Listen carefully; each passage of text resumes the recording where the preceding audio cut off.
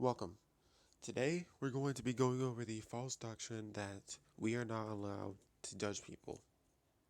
I say this because whenever someone makes a quote unquote judgment, a lot of times people will say, "Oh, only God can judge me. You can't make that judgment."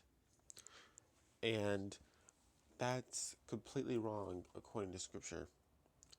Now, before we go over that, we're going to go over the Scripture that supposedly says we cannot judge. Matthew 7:1. Judge not that ye be not judged. A lot of times Christians will read this verse as saying that we may not judge others. This is often used as an excuse for when someone is acting sinfully and someone else calls them out on their actions. But I want you to read to verse 4. You'll see that it's referring to hypocrites making judgments.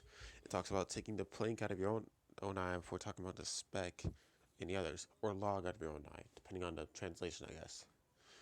So it's not saying that you can't make a judgment, it's saying that you can't make a hypocritical judgment. If this were so, if it was saying that I can't make a judgment on somebody and call them out on their sins, that contradicts Galatians 6:1. Brethren, if a man be overtaken in a fault, ye which are spiritual, restore such a in one in spirit of meekness, considering thyself, lest thou also be tempted. We also see a scripture telling us to judge. John 7:24. Judge not according to appearance, but judge righteous judgment.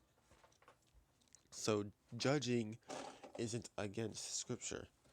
What is against Scripture is hypocritical judging and judging by appearance, as well as other immoral types of judgment. It's not judgment itself, but wrong judgment. You need to have righteous judgment. I thank you for your time. Peace and blessings.